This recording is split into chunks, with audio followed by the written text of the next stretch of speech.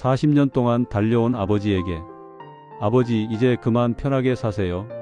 35살 아들이 한 말입니다. 그 한마디에 65살 아버지는 울었습니다. 펑펑 울었습니다. 왜 울었냐고요? 그 이야기를 하려면 40년 전으로 돌아가야 합니다. 1985년 25살 공장에서 일하던 청년이 있었습니다. 배운 것도 가진 것도 없었습니다. 그런데 사랑하는 여자가 생겼습니다. 그 여자와 결혼하고 싶었습니다. 그래서 장인어른 댁에 찾아갔습니다. 무릎을 꿇고 말했습니다. 딸을 주십시오. 장인어른이 코웃음을 쳤습니다. 자네가 뭔데 내 딸을 데려가? 배운 게 있어? 가진 게 있어? 내 딸 굶겨 죽일 셈인가? 청년은 하염없이 작아졌습니다. 비를 맞으며 집에 돌아와 이불을 뒤집어 쓰고 소리 없이 울었습니다. 그리고 다짐했습니다. 두고 보십시오. 부끄럽지 않은 사람 되겠습니다. 그 다짐 하나로 버텼습니다. 낮에도 일하고 밤에도 일하고 1년을 그렇게 악착같이 모았습니다. 그리고 다시 장인어른을 찾아갔습니다. 장인어른 이제 데려가겠습니다. 그렇게 결혼했습니다. 단칸 새방에서 시작했습니다. 그래도 행복했습니다. 아들이 태어났습니다. 그 작은 손을 잡으며 또 다짐했습니다. 이 아이에게는 절대 부끄러운 아버지 안 된다. 내가 못 가진 건 너에게는 꼭 해주겠다. 그때부터 지옥이 시작됐습니다. 새벽 6시에 나가 밤 12시에 들어왔습니다.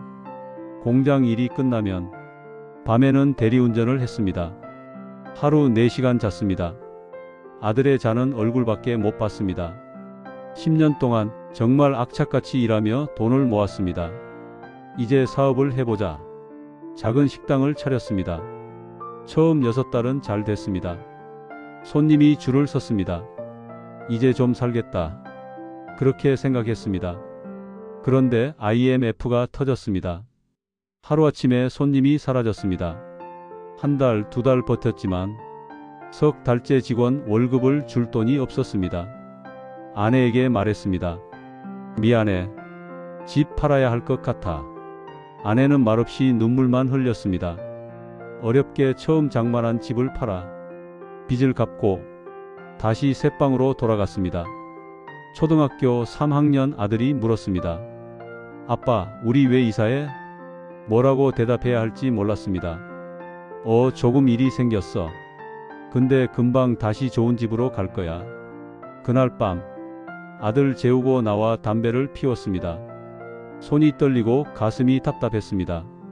부끄럽다. 아들한테 너무 부끄럽다. 그래도 포기할 수 없었습니다.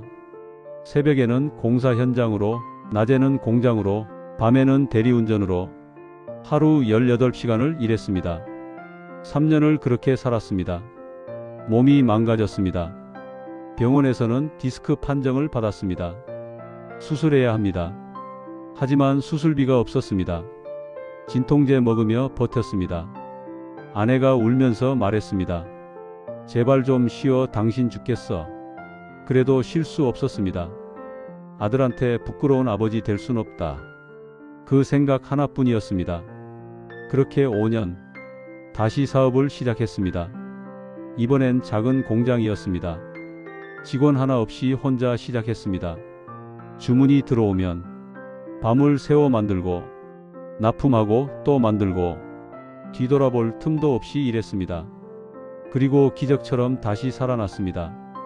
그렇게 시간을 쌓아 직원 20명을 책임지는 사장이 되었고 아들도 원하는 대학에 보낼 만큼 키워냈고 가족이 편히 지낼 아파트도 마련했습니다. 장인어른 제삿날 묘소 앞에서 말했습니다. 장인어른 이제 부끄럽지 않은 사람 됐습니다. 그런데 집에 오면 아무도 없었습니다. 아내는 안방, 아들은 자기 방, 거실엔 저 혼자. 밥 먹었어? 응. 대화 끝. 어느 날 아들에게 물었습니다. 이번 주말에 같이 밥 먹을까? 아버지, 저 약속 있어요. 그래, 알았어. 전화를 끊고 한참 서 있었습니다. 아들이 언제 이렇게 컸지? 언제 이렇게 멀어졌지? 기억이 없었습니다.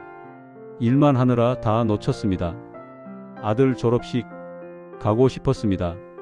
하지만 그날 중요한 미팅이 있었습니다. 그 계약이 날아가면 직원들 월급을 못 주는 상황이었습니다. 아들에게 문자를 보냈습니다. 아들 미안하다. 아빠 오늘 못 가. 답장은 오지 않았습니다. 나중에 아내에게 들었습니다. 아들이 졸업식 때 울었어. 왜? 친구들 아버지는 다 왔는데 자기 아버지만 없으니까. 가슴에 못이 박혔습니다. 그 못이 아직도 박혀 있습니다. 그리고 퇴직했습니다. 회사를 넘기고 집으로 돌아왔습니다. 첫날 거실에 앉았습니다. TV를 틀어 놓았지만 아무것도 들어오지 않았습니다. 시계만 봤습니다. 1시, 2시, 3시. 내가 뭘 위해 40년을 산 거지?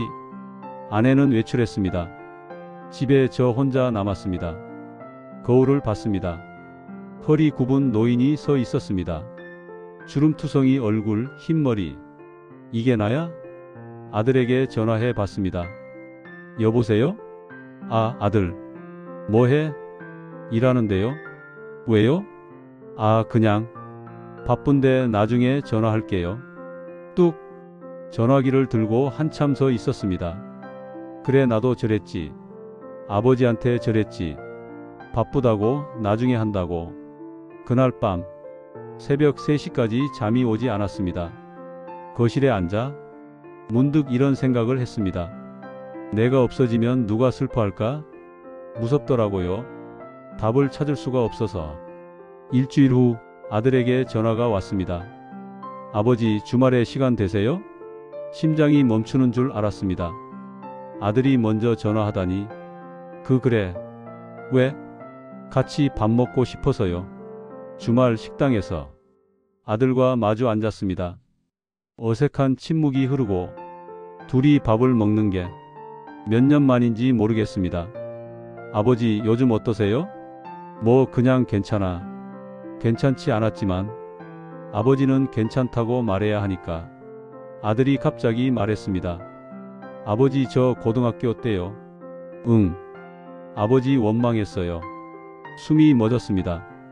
친구들은 아버지랑 캠핑도 가고 영화도 보러 가는데 우리 아버지는 맨날 없으니까요. 졸업식에도 안 오셨잖아요. 그때 정말 서러웠어요. 말이 나오지 않았습니다. 미안하다. 그 말밖에 할 수 없었습니다. 아들이 계속 말했습니다. 근데요 아버지. 저도 이제 직장인이잖아요. 응. 야근하다가 새벽에 집에 간 적 있어요. 버스에서 졸다가 종점까지 간 적도 있고요. 너무 힘들었어요. 근데 그때 생각났어요. 아버지가 40년을 이렇게 사셨구나. 새벽에 나가서 밤에 들어오고 일요일도 없이 일하시고 그게 다 저 때문이었구나. 아들의 눈이 붉어졌습니다. 아버지. 저 아버지 부끄러웠던 적 단 한 번도 없어요. 오히려 아버지 아들인 게 자랑스러웠어요. 친구들한테 맨날 말했어요. 우리 아버지 진짜 열심히 산다고. 대단한 분이라고. 아들이 제 손을 잡았습니다. 아버지 이제 그만 달리세요. 그냥 편하게 사세요. 아버지가 행복해야 저도 행복해요. 40년 동안 단 한 번도 듣지 못한 말이었습니다. 편하게 살아도 된다. 달리지 않아도 된다. 그 허락이 그렇게 간절한 줄 몰랐습니다. 식당에서 울었습니다. 65살 아버지가 아들 앞에서 펑펑 울었습니다. 창피한 줄도 몰랐습니다. 멈출 수가 없었습니다. 그날 이후 아침에 일어나면 공원을 걷습니다. 아내와 커피도 마십니다. 아들에게 먼저 전화합니다. 밥 먹었어? 네, 아버지도요? 대화는 짧습니다. 하지만 이제는 압니다. 짧아도 괜찮다는 걸, 완벽하지 않아도 괜찮다는 걸. 지난주에는 아들과 처음으로 등산을 갔습니다. 산 정상에서 아들이 말했습니다. 아버지 다음 달에 또 와요. 그래 가자. 그 한마디가 40년치 보상이었습니다. 혹시 이 이야기 듣고 계신 분 중에 저 같은 분 계신가요? 부끄럽지 않은 사람 되어야지. 가족한테 떳떳해야지. 조금만 더 버티면. 그렇게 평생 달려오신 분, 오늘 이 한마디 드립니다. 당신은 이미 충분합니다. 달리지 않아도 됩니다. 완벽하지 않아도 됩니다. 그냥 당신 그대로 이미 충분히 괜찮은 사람입니다.